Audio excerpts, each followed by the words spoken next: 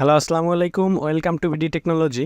বন্ধুরা, দেখতে পাচ্ছেন আমার এখানে একটা এক্সেলের গুরুত্বপূর্ণ একটা শিট আছে। এটা অনেক বড় একটা শিট। আমি যদি স্ক্রল করে নিচের দিকে দেখাই, তো বন্ধুরা এই কাজগুলো আমি যখন করেছি তখন কিন্তু আমার এই যে উপরে যে ইয়েলো কালারের যে প্যানটা দেখতে পাচ্ছেন, এটা কিন্তু আমি ফ্রিজ করে রেখেছি এবং আমার পাশে যে কলামটা আছে ফার্স্ট কলাম, এটাও কিন্তু আমি ফ্রিজ করে রেখেছি। যার ফলে কিন্তু আমার এই যে এই পাশের যে ডাটাগুলো আছে এগুলো কাজ করতে কিন্তু আমার অনেক সুবিধা হয়েছে। তো যদি আপনারা ফ্রিজ করে না রাখেন, এখন আমার এটা আনফ্রিজ অবস্থায় আছে, তাহলে কিন্তু আমি যখন এদিকে যাব আস্তে আস্তে, তখন কিন্তু আমার ফার্স্ট কলাম এখানে আর শো করবে না। এবং আমি যদি স্ক্রল করে নিচের দিকে যাই, তাহলে কিন্তু আমার এই উপরের যে অপশনগুলো এগুলো আমি দেখতে পাবো না। কিন্তু এগুলো দেখতে না পেলে কিন্তু আমার কাজের ক্ষেত্রে অনেক সমস্যা হবে। তো এই জন্য আমাকে ফ্রিজ করে রাখতে হবে।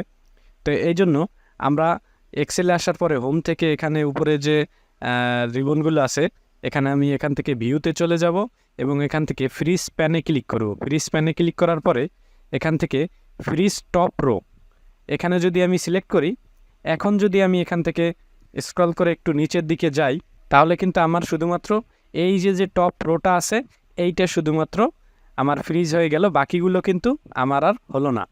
এবং আমি যদি এখান থেকে আবার আনফ্রিজ প্যান করে দেই এবং এরপরে আবার ফ্রিজ প্যানে গিয়ে ফ্রিজ ফার্স্ট কলাম দিয়ে দেই, তাহলে কিন্তু আমার এই যে সিরিয়াল নাম্বারটা আছে ফার্স্ট কলাম, এইটাই শুধুমাত্র ফ্রিজ হবে।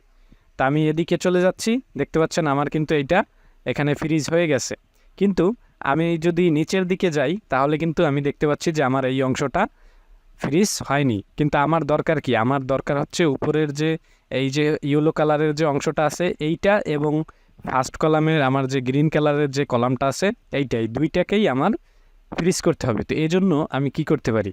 তা আমি প্রথমে এখান থেকে ফ্রিজ প্যানে গিয়ে আমি একটু আনফ্রিজ প্যান করে দিচ্ছি। এখন আমি যেখান থেকে চাচ্ছি যে আমি চাচ্ছি এই যে শুরুতে যে ফরিদ মিয়া নামে লেখাটা আছে এইটার উপরের অংশ, এবং এখান থেকে এইটার বামে যে ফার্স্ট কলাম আছে এই অংশটা এবং এই উপরের পুরো অংশটা আমার ফ্রিজ থাকবে। তো এই জন্য আমি এখানে আগে ক্লিক করে নেব। ক্লিক করে নেওয়ার পরে ফ্রিজ প্যানে চলে যাব এবং এখান থেকে আমি ফ্রিজ প্যানসে ক্লিক করে দেব।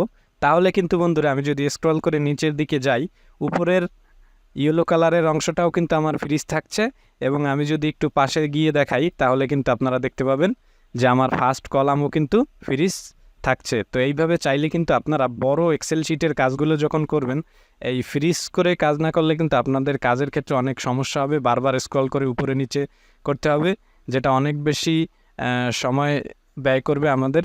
তাই বলতে চাই যে কাজ যদি ভালোভাবে করতে হয়, এজন্য আমাদের এই ফ্রিজ প্যান অপশনটা শিখে রাখা ভালো। তো এই ছিল আজকের টিউটোরিয়াল। ভিডিও যদি ভালো লাগে তাহলে আমাদের বিডি টেকনোলজি ইউটিউব চ্যানেলে সাবস্ক্রাইব করবেন এবং পাশে থাকা বেল আইকনটি বাজিয়ে দেবেন। ধন্যবাদ।